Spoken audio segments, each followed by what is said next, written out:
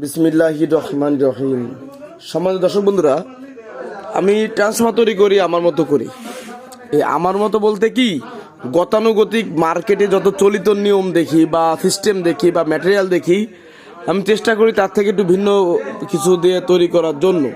সব কিছু ভিন্ন হয় না, তবে অনেকটাই ভিন্ন আছে। যেমন ধরুন, এই যে ট্রান্সফর্মারগুলো তৈরি করা হয় সাধারণত কি হয়, ইজি বাইকের চার্জারের কথা বলি আগে, তার কারণ এটা ইজি বাইকে 60 ভোল্ট চার্জার তৈরি হচ্ছে। তো এখানে কি হয়, প্রথমত ওরা ফাইবার টেপ ব্যবহার করে না, ওরা ব্যবহার করে কি হিট পলি।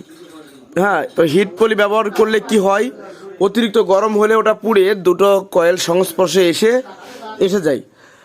আর আপনার ফাইবার টেপ ব্যবহার করলে কি হয়, যে এই ফাইবার টেপ ব্যবহার করলে পুড়লে মানে ট্রান্সফার পুড়ে যায়, তারপরেও কিন্তু দুটো অ্যাডজাস্ট হয় না, মানে খুব কম দেখাই যায় না, এরকম বললে চলে।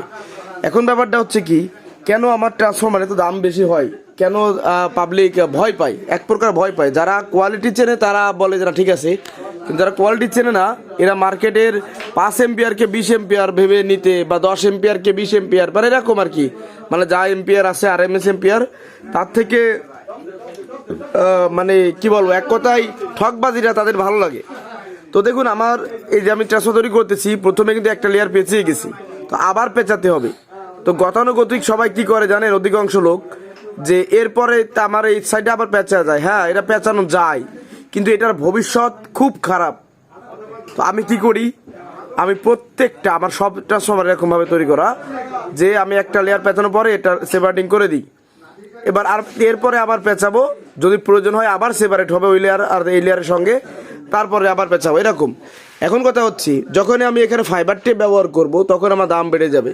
এক, যখন আমি এখানে দ্বিতীয়বার ইনসুলেটিং করে পেঁচাবো, তখন ব্যাসার্ধ বেড়ে যাওয়ার কারণে একই পেঁয়াজ থাকবে, মানে ধরেন 300 পেঁয়াজ দিতে হবে। তো ওইখানে যদি এই ইনসুলেটিং সেকেন্ড স্টেপ না করা হয়, সেক্ষেত্রে যদি এখানে তামা লাগে 50 গ্রাম, তো ইনসুলেটিং করলে আরও বেশি লাগবে 50 গ্রাম, মানে 500 গ্রাম যদি আমার ইনসুলেটিং ছাড়া লাগে, তো ওই কাজ উঠাইতে আমার ইনসুলেটিং করলে আরও 50-100 গ্রাম তার বেশি লাগবে।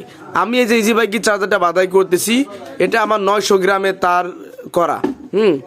এবং আমার দেখেন, এই যে একটা জিনিস দেখাই, যাতে একটা তারের মধ্যে ঢুকে যায়, ইনসুলেশন নষ্ট না হয়, এই জন্য আমি দেখেন সেপারেটার ব্যবহার করছি। এইখানেও আমি এতটা ক্লিয়ারভাবে কাজ করার চেষ্টা করি, যারা জানেন না তারা জেনে নেবেন, সমস্যা নাই, শিখলে কি হয়, ক্ষতি নেই, উপকার হয়। তো এখন ব্যাপারটা হচ্ছে এই রকমের, এবং আমি প্রচুর সময় দিয়ে একটা ট্রান্সফার তৈরি করি। একটা ট্রান্সফার তৈরি করতে আমার সময়ও লাগে অনেক, কারণ আমি তো গতানুগতিক কাজ করি না, আমি আমার মতো করে কোয়ালিটি ধরে রাখার চেষ্টা করে কাজ করি। তো এর জন্য আমার ট্রান্সফর্মার দাম সবসময়ের জন্য বেশি হবে। হ্যাঁ, তারের মান, তারপরে আপনার কোরের মান, কোরের ওয়েট, সব কিছু দিয়ে আমি একটু হেভি ব্যবহার করার চেষ্টা করি, যার কারণে কি হয়, আমার ট্রান্সফর্মারগুলো দাম কম হয়। এখন যারা ফকু, মানে আপনার ওই মার্কেটে ধান্দাবাজি করা ট্রান্সফর্মার কিনে অভ্যস্ত, এবং তারা ওইটা ব্যবহার করে, তো একটা 20 এম্পিয়ার তারা কিনবে যদি আপনার 4000 টাকায়।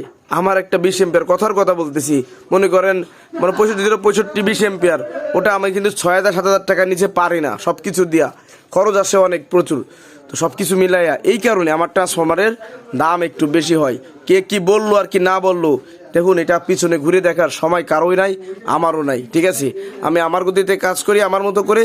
আপনারা যারা কাজ করাইছেন বা করাবেন, হ্যাঁ, তারা যদি ভালো লাগে অবশ্যই করাবেন। দু একটা মাল ফল্ট হবে, হতেই পারে, বডি আর্থিং করতে পারে, অন্য সমস্যা হতেই পারে ভাই, এটা কোম্পানির সেটেও হয়। তো এখন বিষয়টা হচ্ছে কোম্পানি বলতে, কারণ কোম্পানি তো একটা ভালো ব্র্যান্ড, ভালো প্রতিষ্ঠান, তো ওদের মালও কিন্তু অনেক সময় বডি হয়, ঠিক আছে। তো যাই হোক, মোট কথা ছিল যে কোয়ালিটিতে যদি কাজ করা হয়, অবশ্যই সেটার কি হবে, দাম একটু বেশি হবে। উদাহরণস্বরূপ আরেকটা জিনিস দেখাই আপনাদেরকে, দেখুন, এই ট্রান্সফর্মারটা আর কি নাম জানো, রাকিব নামে এক ভাইয়ের জন্য তৈরি করা। এটার প্রাইমারি ওয়াইন্ডিং কমপ্লিট। তো আমার মনে হয় না কেউ দেখাইতে পারবেন যে একটা প্যাচের পরে প্যাচ আমার কোথাও উঠছে, ওঠে নাই। আমি এত চিকন তার, এটা কিন্তু অনেক চিকন বিয়ার, এটা হচ্ছে 22 নাম্বার তার। তো 22 নাম্বার তারটাও দেখেন কত সুন্দর করে প্যাঁচে আছে, এবং এটা কিন্তু অবশ্যই ইনসুলেটিং সহ করেছি। এবার দেখুন, এই একটা মাল, এটা যাবে টঙ্গী গাজীপুর টঙ্গী যাবে এটা। তো এটা কমপ্লিট করা হয়েছে। তো এই হচ্ছে বিষয়। তো সর্বোপরি যে কথাটা বলতে যাচ্ছি সেটা হচ্ছে কি, যে ভালো মাল নিতে হলে খরচ করতে হবে ভাই, না খরচ করলে কিন্তু ভালো মাল কখনো আশা করা যায় না। তো যাদের ভালো ট্রান্সফর্মার প্রয়োজন আলোচনা করে নেবেন, অবশ্যই ভালো কিছু ইনশাল্লাহ আমার থেকে পাবেন আশা করি। আল্লাহ হাফিজ।